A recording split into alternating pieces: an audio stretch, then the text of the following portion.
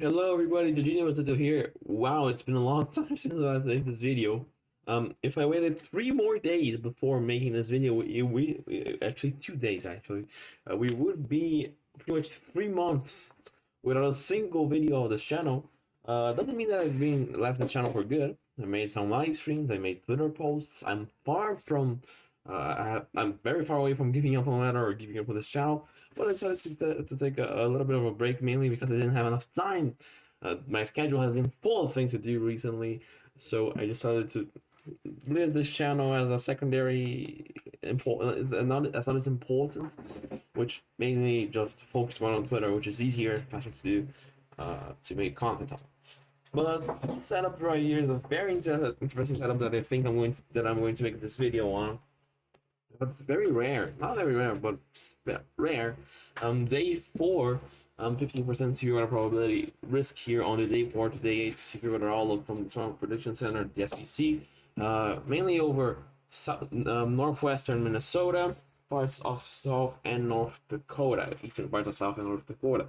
And also we have a day 5 severe weather risk here for Wisconsin, Minnesota, and parts of eastern South Dakota, right? Also northern Iowa is partially included in that risk as well. Main threats are going to be large hail and severe wind gusts on both days. So let's take a look at the setup. It's a very interesting setup. Let's start off here with the GIFs, right? Seeing symbol of the GFS, the American model, the American global model.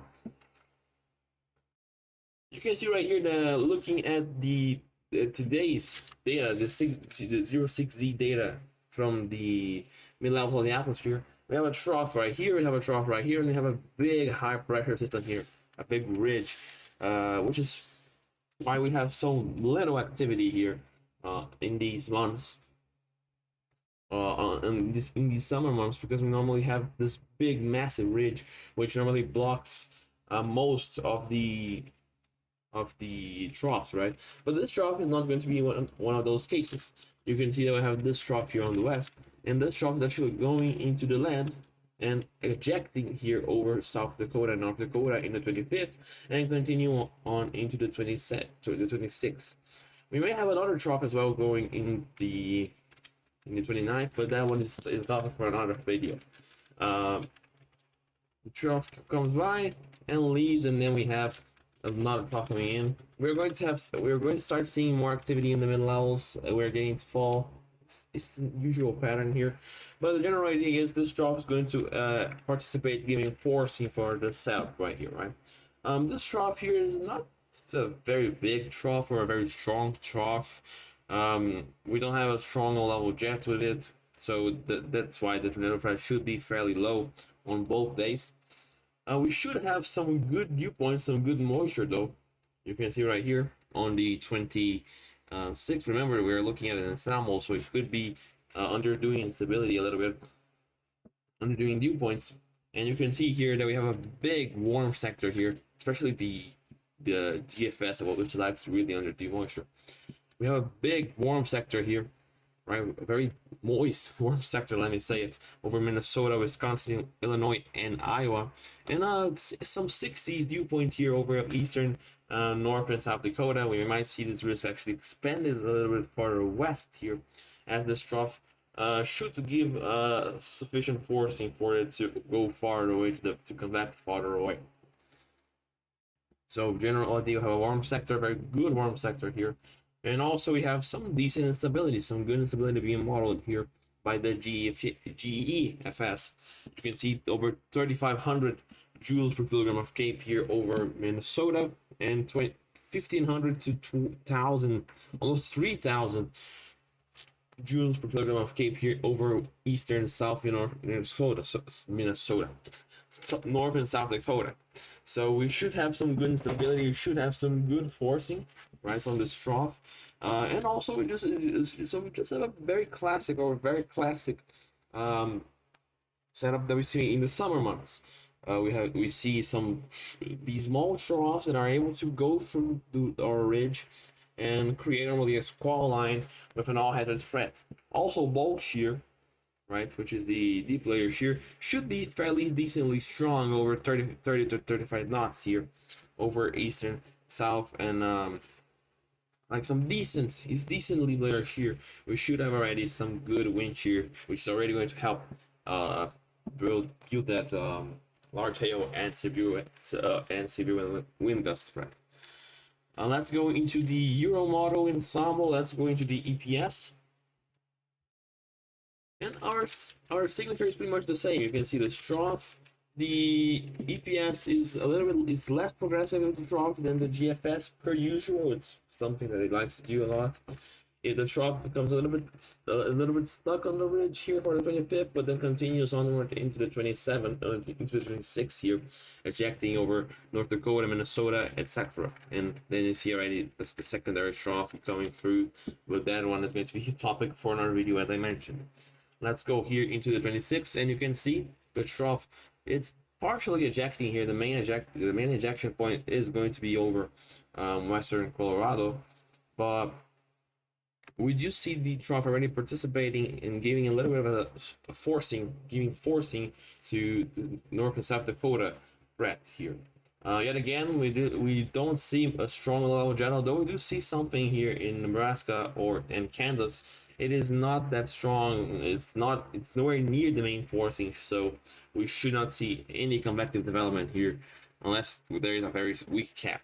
Yet again, as I mentioned, I expected this to happen to have a very more widespread warm sector here, and also a very strong warm sector, very moist warm sector here. 70s all over North and South Dakota, also parts of western Nebraska, Iowa, Minnesota, Wisconsin, Illinois. Just a very moist air mass right here over the northern plains and also the Midwest. And due to that strong moisture, we can see right here extreme instability levels here on the EPS. Remember, this is an ensemble, right? We don't expect to see these sort of strong instability values here in an ensemble. We're not looking that far. We are still looking decently far, right? We are looking 90 yards into the future. We do see that the trough is not very well congealed yet. We don't have a strong signal to the trough, but the instability is very high here in the ML Cape, over 4,000 joules per kilogram of Cape. Yeah, but nuclear shear is a little bit on the marginal side here, barely 20 knots, not that strong of a bulk shear, of wind shear, nuclear shear. Now let's go here into the GFS, right? Our first deterministic model of the day. Let's go into 19Z, and you can see right here our small trough, right? We can see here we have the first trough, and then we have a secondary trough here with all of these small short waves here, which are going to help even more with stronger forcing. Yet again, as I mentioned, the low level jets should be very marginal, especially on the main risk areas. We should maybe see something in Iowa or Kansas, but really not something strong. And also, this area should be largely capped, so we probably will not see anything as a result of this low level jet here. GFS does keep the instability a little bit more farther east, but largely due to it being probably more progressive and also being on the weaker side of moisture. So I'm not 100% buying it. We should get moisture farther west as we go into almost central North South Dakota. One thing that we do see here is some very strong, some very decently strong, not very strong, but decently strong instability here over eastern North South Dakota and western Minnesota. Let's get a sounding here from the border, between the border of North and South Dakota here, to analyze and see what we have here. Yep, that is an interesting sounding. So of course we do see some signals that are normal with global models. This sort of time, we do have a little bit of a warm node inversion here in the to have to 700 700 millibars here, which does bring up the convective inhibition quite a bit. But yet again, it's global model where I don't expect it to get this right. We probably should see a weaker cap. We should have good we probably won't have a lot of cloud cover here. So we should see this setup working out decently well. The lapse rates here are very good. which is also participates in the development of Cape of instability. We have here 7.4, 7.0, 7.4, 7.4 as well. We should see some good lapse rates. The player here is very decent here over in the sounding right here, 37 knots should be sufficient for some large hail threats here, and also have some strong MLK around 2800 joules per kilogram of Cape. It is we don't have a lot of we do have a lot of PW here, which is precipitatable water, which does decrease the hail threat a little bit, but it is an overall very decent setup here for large hail and damaging wind gusts here. If we can get rid of this inversion, which we probably will in real life. Remember, this is global models, right? If I had a close range model here like the NAM, unfortunately the NAM one is not yet loaded. So for now, I'm going to keep it as is. Let's go into the second model that we have today here, which is the ECM that we have, the Euro model. And you can already see the Euro model being less progressive than the HRRR, the GFS, I'm sorry. You can see that our low pressure system here, our trough is right here, right? The center of trough, like in GFS, we had a trough. Let's go back to the GFS right quickly here. Did I lose GFS? No, okay. Yeah, you can see that the GFS was like here, our main trough. So you can see that we have the trough having way more influence here in the GFS when compared to the ECM WF. But still, it's a decent, it's not a very strong trough, should get stronger as we go into the 27th here, into the 26th, sorry. But it's a decent trough. We do have some small short waves here. Yet again, the low depth should be very marginal apart from Nebraska, and even if we take a sounding here, we're probably going to see a massive inversion. Weaker than what they expected, but still we have a very large TT spread, lots of dry air that does not decrease, temperatures don't decrease a lot. Yeah, we probably should not see much convection over here. But with this trough, right, we should see some convection because of these. Oh wow. Okay. Let's go back to the 500 millibar trough here. We do see some small short waves here. Let's see if the 06Z Euro model continues the same trend. Yeah, pretty much the same thing with these small short waves here to strengthen a little bit the forcing, to get the forcing a little bit stronger here. If we look here at the dew point here, you should see a massive air mass. There you go, a very moist air mass here over Minnesota, the Dakotas, Nebraska, and Iowa. Actually, 80s here, dew points. That is an awful situation to be in. 80s dew points here over eastern, sorry, Minnesota, South and North Dakota. Very strong, very moist air mass, which does generate, as you just saw, some extreme MLK values. What is this? 7,000 joules per kilogram of MLK. Let's take a sounding right here. We should probably see an inversion as well. But yeah, we do see a decently sized inversion here, and warm nodes following it. But yet again, this is a global model, and it is a little bit slower than the GFS. But man, 6,300 joules per kilogram of surface-based Cape, over a little bit close to 4,000 ml Cape, and also some good lapse rates. Yet again, the shear is on a weaker side, but mainly because the setup is being a little bit slower. Unfortunately, I'm really not sure why they added the risk here. I do see that there's a very strong. There's some decent forcing, some good stability values, but we really should not be adding a risk for day 4 and day 5 with this much uncertainty. Well, let's look here at the precipitation type here, and you can see that the Euro model goes quite linear here, with a big fall line here going through Minnesota and North Dakota, right? It does not show this getting into South Dakota, but we probably should see this getting into South Dakota. So overall, fairly decent robust quasi-leading collective system and hail threat, probably starting with the hail threat and then transitioning to severe wind gust threats as we go later on in the day. Now let's go into our day 4 here, or day 5 actually, on the gifts, and you can see right here that we have a weak signal yet again for a very small trough, right?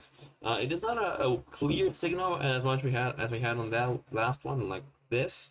It is just a very small change in the ISO line here with some strong flow here, but you can notice it is very noticeable.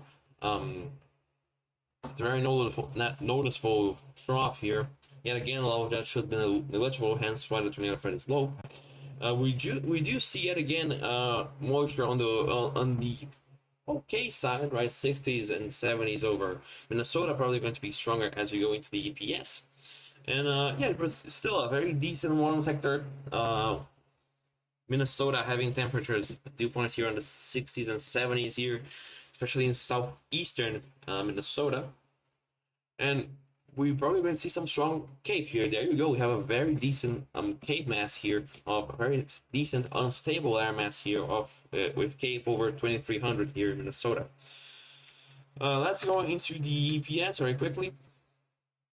Let's go into the 27th, and you can see, okay, that is a more noticeable trough here. Have a trough ejecting over over the Dakotas and Minnesota. A way more noticeable look than the GFS. You can see right here, yet again, all of that is negligible. The dew points here, yeah, yet again, we have a way more organized air mass here. Temperatures in the 70s here over Minnesota. Very unstable air mass, which should help us see that very significant large hail threat and damage wind threat, because we do see some very decent instability here over 2500, 2600 actually, over Minnesota, getting stronger as we get into southeastern Minnesota, eastern Iowa, and parts of Wisconsin as well. We might see that risk getting expanded a little bit if certainty increases a little bit. So let's go into the 27th. And you can see right here that we do see a small trough digging through the US here and ejecting over eastern Dakota, the eastern Dakotas, and parts of western Minnesota. This should already bring some decently strong forcing. Might as well mention it again, a little that is negligible on this setup. Let's look at the dew points here. Let's look at our air mass here. And yeah, we do see some stronger dew points here getting to the 70s in southeastern Minnesota. But yeah, overall Minnesota is not that strong. 60s and mid 60s to a little bit isolated 70s here over Minnesota. And we do see, we'll probably see some strong instability. There you go. Cape over 2400 joules per kilogram of cape. We probably see some sort of count of cold front. I think we should have some another secondary forcing mechanism here, as we saw on the cape values here. You could see right there. So we're probably going to see the GFS simulating some sort of cold front here taking place here and helping as a secondary forcing mechanism. However, the GFS does maintain does not show a lot of convection. Let's take a sounding here and let's see what the GFS shows, right? Yeah, we do see multiple inversions actually here with the setup, one right here, and a small warm nose. Cape is not as strong. I probably got sounding from the weakest cape, so let's go into a stronger cape right here. Let's get into eastern Iowa, Minnesota as well. Yeah, but yet again, we do see some stronger cape. Oh, this got no, okay. We do see some stronger cape. Small inversion number 1, and a stronger inversion here in number 2, which is why we have like almost 200 convective inhibition here, very strong convective inhibition, and also low lapse rates here, which are not going to help this thread at all. Also weak deep layer shear. So yeah, overall not a very interesting look here from the GFS. Let's see if the Euro model changes it. Let's go into the 26. We do see that we have a more decent and more direct interaction of the trough with the air mass that we have right here in Minnesota, but still the trough, we don't see actually the flow getting into part of the risk here, part of actually Minnesota, with the main injection here occurring in on the eastern Dakotas here. Yet again, one thing that doesn't change though is that we have a very strong air mass here. Yet again, 80s on Minnesota, 70 pretty much widespread on Iowa, Wisconsin, Minnesota, eastern Dakotas. So very moist air mass here. And we probably should see some crazy high CAPE values. There you go, yet again, back with the 6,000 joules per kilogram of CAPE. Let's take a closer look here in the north central US. Yep, that is some ridiculously high CAPE. Let's take a sounding here over southwestern Minnesota. Let's see what comes with it. We have some very weak, a very poor photograph yet again. I didn't mention this on the other soundings, but it's a overall trend. The photograph is very meh, so not seeing a lot of tornadic activity. If unless we see like a boundary action, so yeah, it's possible, but I don't see it. We do have a small inversion here yet again, which is not going to help this thread at all. But yet again, this is a global model, so we should see these small inversions. It's per usual. It happens all the time. But this setup right here is way more decent here on the Euro model. The shear is still marginal, but we do see some stronger lapse rate, strong tree cape. Yet again, strong cape, 6,600 ml capes, 5,000 joules per kilogram of ml cape. So very strong air mass for both days here, and that's pretty much it. We have 2 days of potential severe weather, mainly large hail and damaging wind gusts on both days. I personally think that on the second outlook on the tomorrow's outlook here for day 5, I might want to see like the outlook issued farther south here to cover for Iowa and parts of southwestern Wisconsin as well. And might want to see the day 4 outlook actually span a little bit farther east into Minnesota. But that is something that I'm going to keep watching in the next few days. We're going to see the NAM run very soon, and that's pretty much it. Hope that you liked this video. It's been a long time since I last made a video forecasting, and I love it. I just noticed how much I like talking about severe weather. Unfortunately, my English has deteriorated a little bit since my last video, but overall it's pretty decent. And I think that's pretty much it. See ya, guys. Till next time. Probably updating the setup action.